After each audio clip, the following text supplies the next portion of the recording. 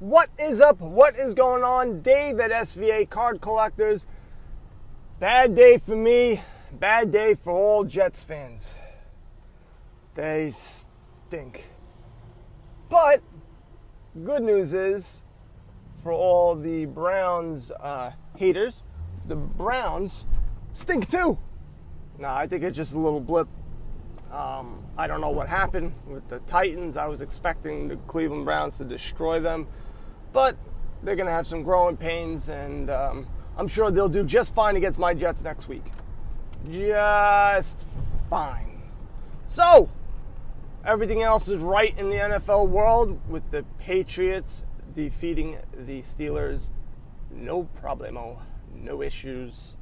I'm so happy they're getting Antonio Brown because no one saw that coming in a million years. And the fact that if they're not losing a draft pick for tampering and nonsense, I will be pretty annoyed because we all knew it was going to happen, and then it happened. It just disgusting. Yuck. And I'm sure Gronkowski is going to start coming out, and I'm sure he'll be ready for the Jets game because that's what those jerks are. It doesn't really matter. They don't need them. They just, as long as they can stand erect, they'll be fine against the Jets. Moving right along, my fantasy guys did okay. I think I lost the SVA fantasy. I think I lost there. And my other league that I'm in with my friends, I think I'm winning. So I'm happy about that. And my Yankees are doing very, very well. I haven't been following baseball too much lately. I know Acuna was cooling off a little bit because I could see the prices in his card starting to slightly go down. I should have taken an offer of $127 for the bat up version of my PSA 10, but I didn't. I was trying to get 135. I'm trying to get it to go back up. The guy said, yeah, I don't think so. And they've been dropping down a little bit. Is what it is. I think the cards are fine. The 2018 Topps update is just on fire. People buying hobby boxes, jumbo boxes, blasters for crazy amounts of money. And because there's a lot of good players. You have Gleyber Torres, you have Soto, you have Acuna, you also have Austin Meadows, you have the great Ohtani, who is batting pretty well. It's just he's not the dual threat that everyone thought. But there's, damn it, I forget. You also have Bryce Hoskins, who is not doing that well, but it's still his rookie card. And there was a couple of other guys I remember looking.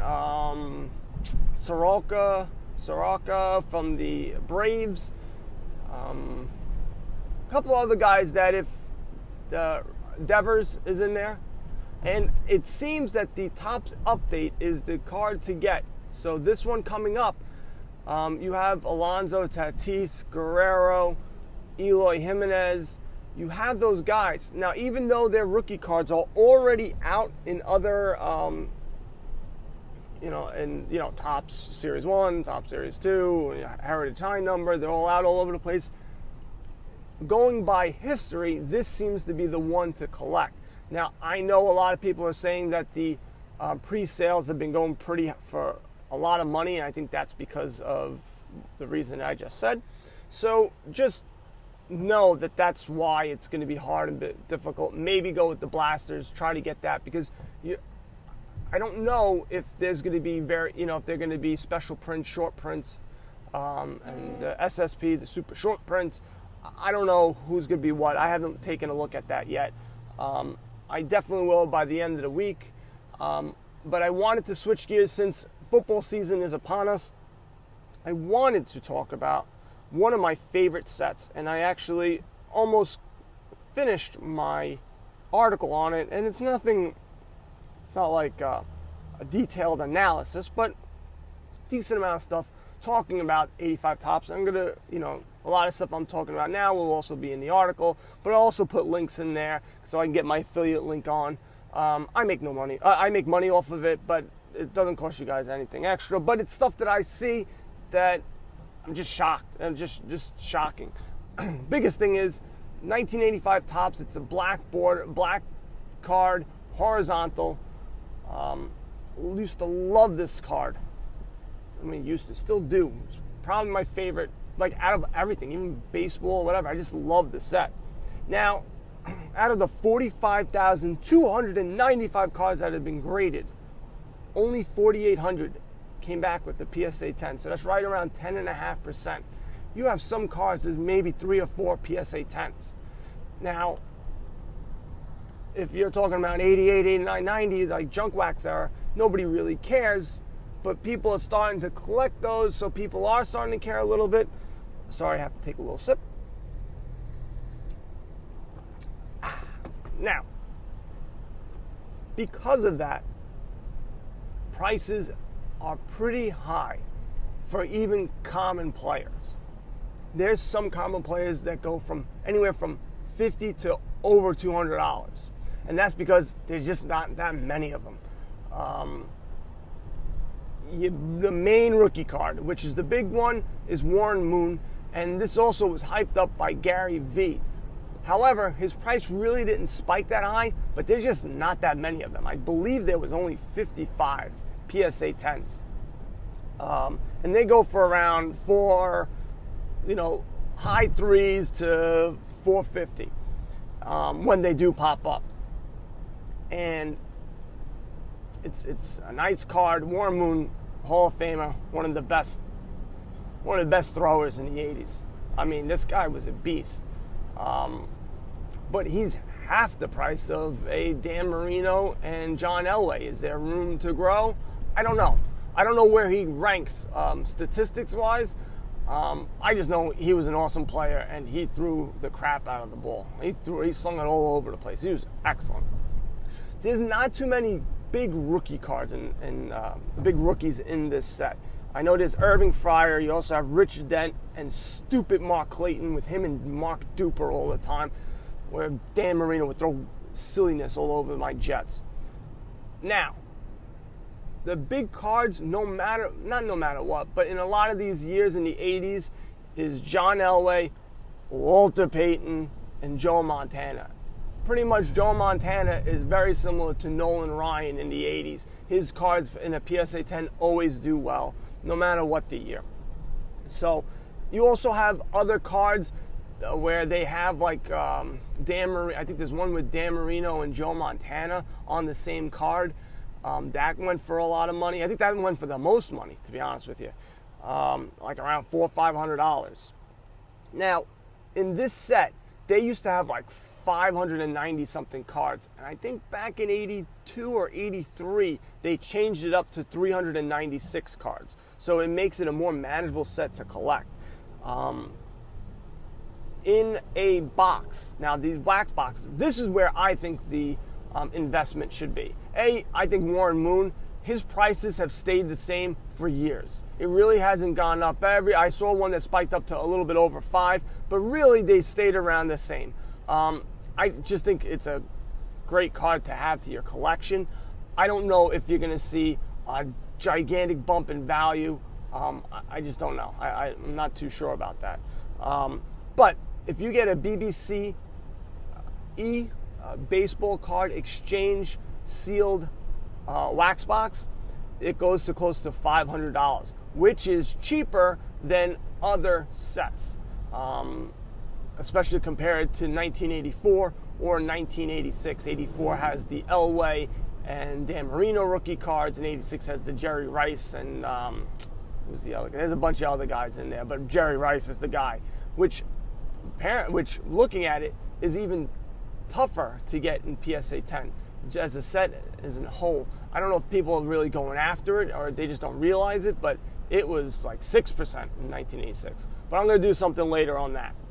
Now, you get 36 packs in these boxes, 15 cards a pack. You also get a sticker and one piece of gum. That one piece of gum is going to screw up one card. Just telling you right off the bat. So you have 540 cards, meaning you probably be able to get an entire set from a wax box.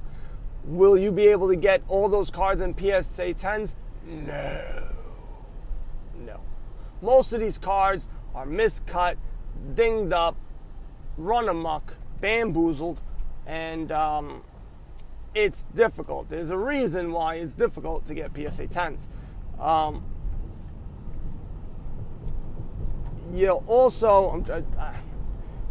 Plus you're going to be down 36 cards because the gum's going to mess them up because of the stains. Maybe not. Maybe it comes on top and there's no issues depending on how they were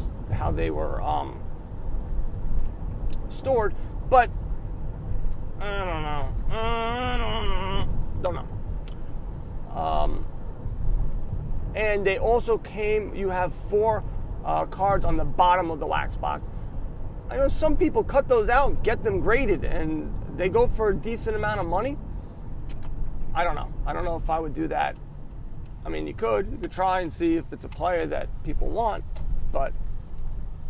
and I know the sticker sets, they were in the wax packs. They're usually coming soon because they were tended to preview a sticker set that was coming out. And so it would say coming soon. So that's how you distinguish between the 1985 sticker set and the preview set, which came in the packs. So there's that as well. This set, like I said, is just beautiful. I just really like it. I would get the box and just hold on to it and just wait and wait. Now, you can try and open up a box and try to get some cards graded. I think you're going to get like 5 to 10% that will be gradable. And out of that, you're probably going to get 50% out of that. So if you're saying maybe 25 to 50 cards have a shot, and then out of that, you're going to get another 50% that get a PSA 10, maybe you get 10 to 15 cards graded as a 10, maybe more, maybe less, depending. Maybe it's a really bad cut, and if that's the case, you're screwed. If just a box is just a bad box, because that's the way the cookie crumbled sometimes in the 80s. It wasn't the best in the world with consistency. So I would rather let somebody else gamble and buy the card that you want. Now, those top guys, they're going for $400 to $600 PSA 10s. Now, with the commons, the only thing that is an issue is there's not that many of them. So that's why when they get on the market, they go for a pretty penny. But after a while, if you start to see, hey, maybe there's 10 to 15 of, I don't know who, Marty Lyons of the Jets. He's a pretty good player. He's pretty popular, so I don't know about that. But somebody who's not as popular, who's not as well known, the price is going to start tanking because there's going to be more out there of a card that people really didn't care about. They just were collecting the set, and it was very scarce to get at the time. So just be wary of that some of the cards may be worth more, but once you start grading them and other people start trying to do that because they see it, the price may tend to go down, supply, demand, all that good stuff. So that's what I have on the 85 top set. I'm at my job, svacardcollectors.com. Sign up. I'll send you over some crap. Also, Flick Chat, F-L-I-C-K Chat. Download the app. We have conversations on there. I'm also on Instagram, Facebook, Twitter, so you can check me out over there. You guys know what to do. Buy some cards and go broke. Later, people.